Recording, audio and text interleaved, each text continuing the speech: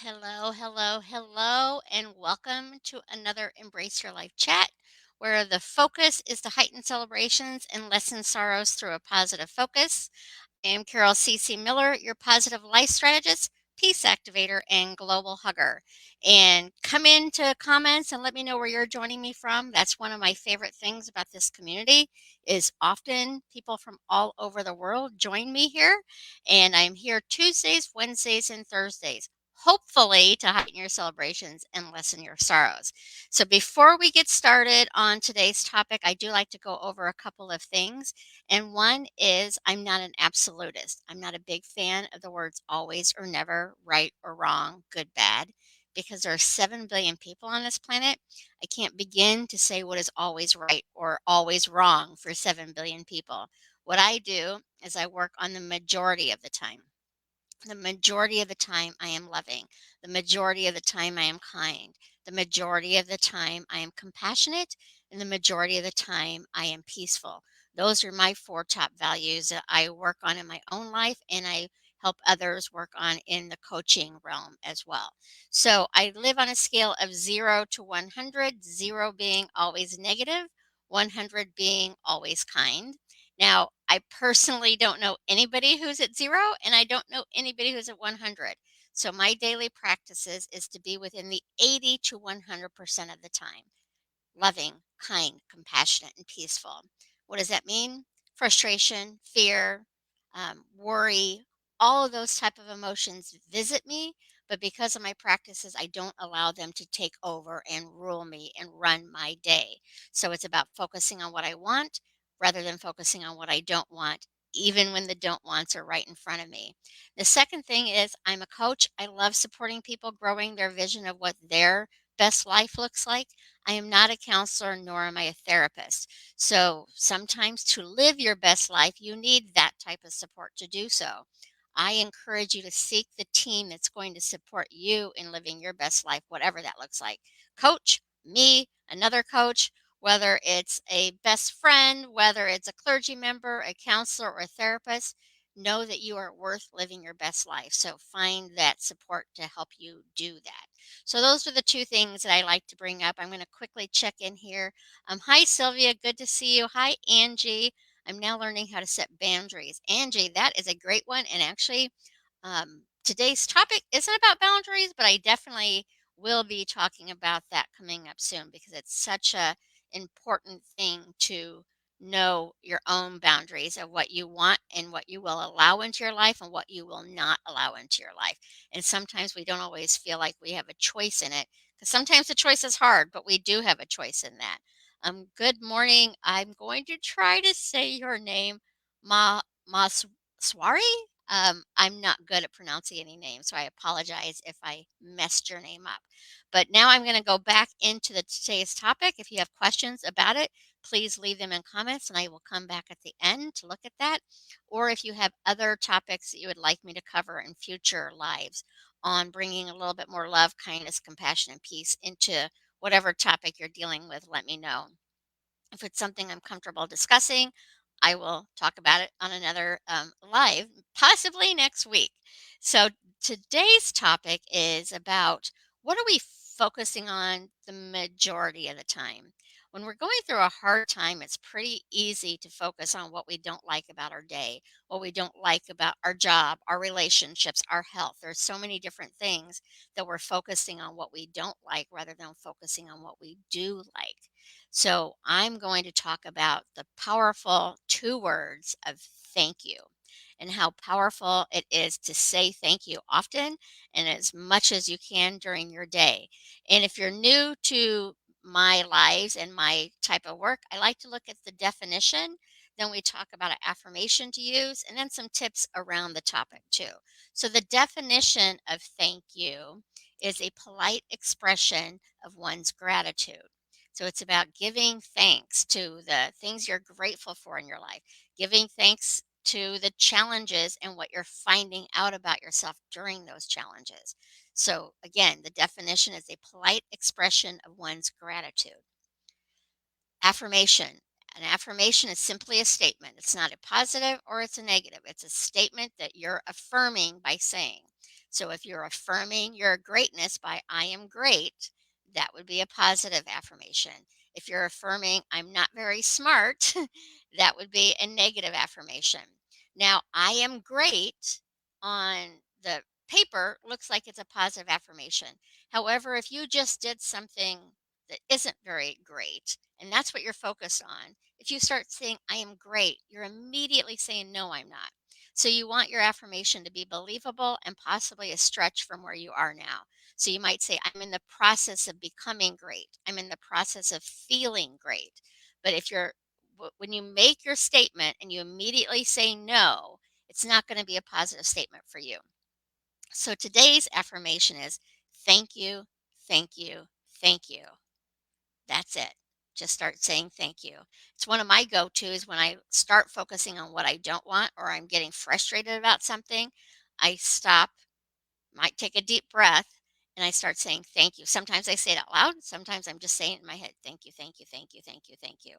Those are powerful words, and they're going to shift your perception of whatever you were focusing on, what you don't want. Doesn't mean the don't want goes away. It doesn't mean the want is okay, but it does mean you're going to give energy to what you do want and the gratitude in your heart for just being here today. So thank you, thank you, thank you. So the tips around that is to be aware of how you feel. So if you're not feeling your best, we know we all, I just said all, the majority of us, and I'm pretty sure it's safe to say we all have better days than not so good days. So my best on the day that I've got great sleep, I have my days flowing perfectly and all of that, my best is going to feel different than on the day that I wake up and maybe don't feel very good, but I'm still going to give that day my best. So I'm focused on how I feel. If it doesn't feel good, I ask myself what's going to feel a little bit better. It's not negating, it's not telling yourself you're bad for not feeling good. It's an emotion that wants to be expressed and wants to be heard. It's how long do you want to live in that space of not feeling good? And depending on what the topic is, it might be an immediate shift because you're aware of it and you let it go. It might be minutes, hours, it could be days. It just depends on the topic. It's not a right or wrong. It's who do you want to be and how do you want to show up? And that's what I focus on is who I want to be and how I want to show up. Sometimes I want to be mad because the experience that I just had is so in my face that I'm not ready to shift out of it yet. But because I'm aware of it, I'm giving myself the opportunity to be mad rather than just going on autopilot and being mad without even knowing why I'm mad. I hope that makes sense. And then the next thing is I want you to think about everything in your life that you're grateful for the smallest things to the biggest things, that you're grateful for this day, that you're grateful for a warm bed to sleep in, that you're grateful that you have a job, whether it's a job you like or not, you're grateful for financial incoming support. You're grateful for your health. You're grateful that you're healing from something. You're grateful for your families. All of the different things. You're grateful for the sun, for the moon, for the stars, whatever it is. Just get into a place of deep gratitude. And when you think of those things, say thank you. Thank you, thank you, thank you, thank you. You I don't know that you can say thank you enough. It's going to shift and raise your energy into feeling a little bit better. Again, if you it's the majority of the time, maybe I can't say it's always going to work, but I'm pretty sure it does. But I can say it works the majority of the time, and it depends on where you're at from really feeling bad to feeling good. It's slow steps moving forward to feel better.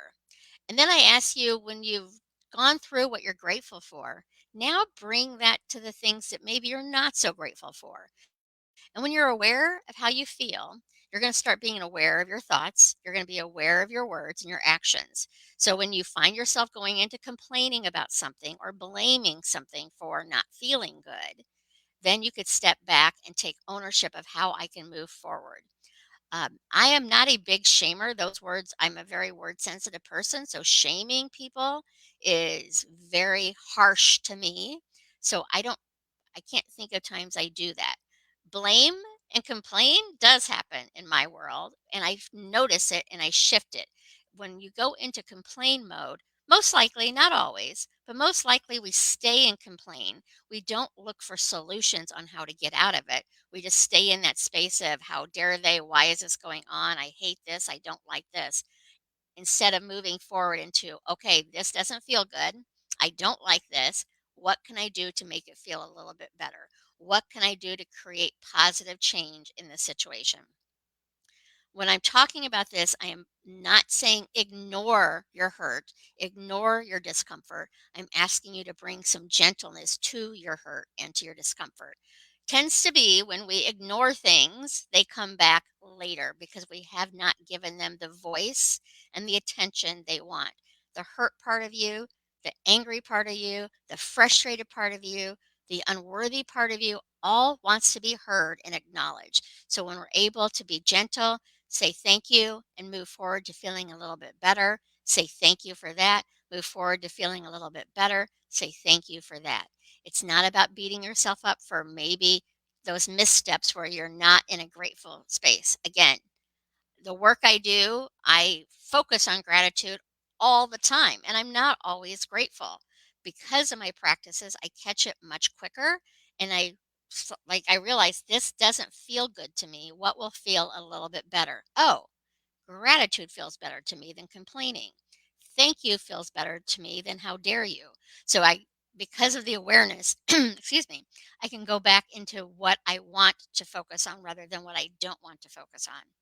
And know when the don't want is in front of your face, it's makes it harder to focus on what you want, but it's still possible.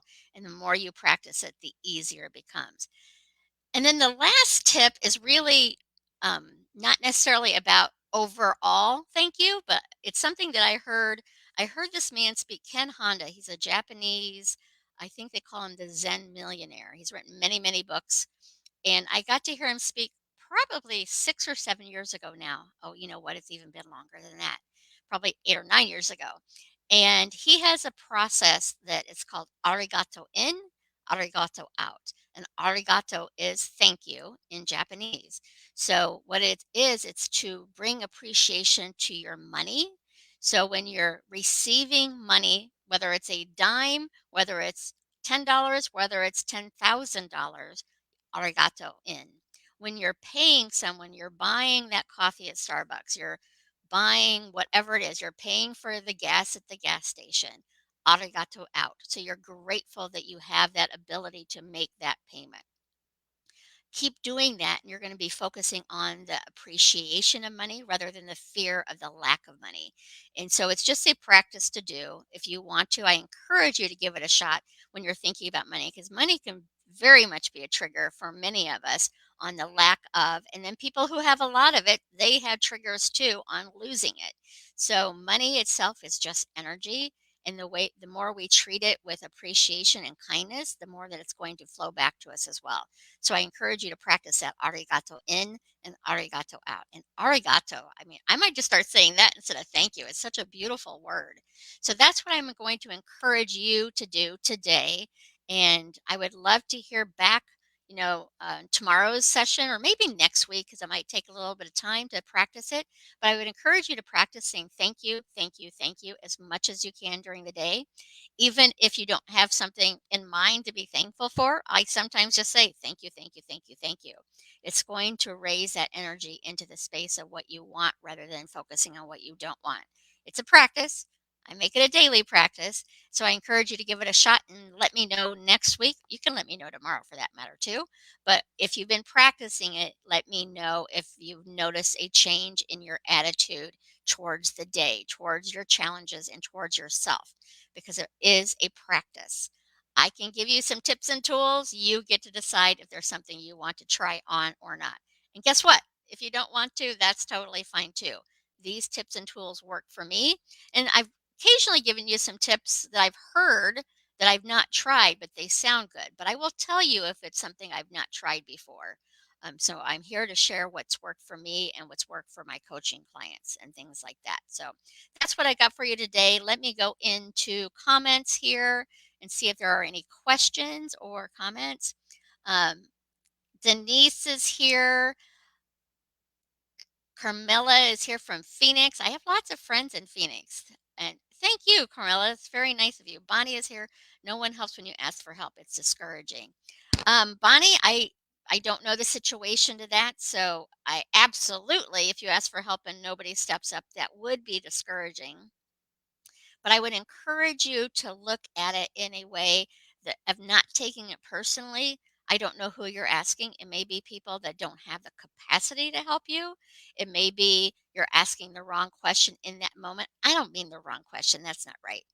Um, it may be the way you're approaching it isn't being heard in the way you need it to be heard. So I really would love for you to try to love yourself up and keep at it. The right people will be there when it's the right time for you. So don't take lack of help as something personally to be reflected upon, but either maybe it's not the right people or they don't have the capacity to help. But think about, I would encourage you to shift that around to, right now you're saying that nobody helps. Like, I'm pleasantly surprised that people are offering to help me. And also ask yourself, what are you asking for? I know I can be this way, and I know a lot of people can. We tend to be thinking people are mind readers and like, well, of course they know I need help on this. I'm struggling carrying this box or whatever. Some people need to be asked. An example I always use is my father was not good at seeing what needed to be done. But if you asked him, hey, can you do, unload the dishwasher, load the dishwasher, or whatever, he would do it in a nanosecond. But it was not in his thought process to see it needed to be done and just do it. So some people need to be led a little bit more.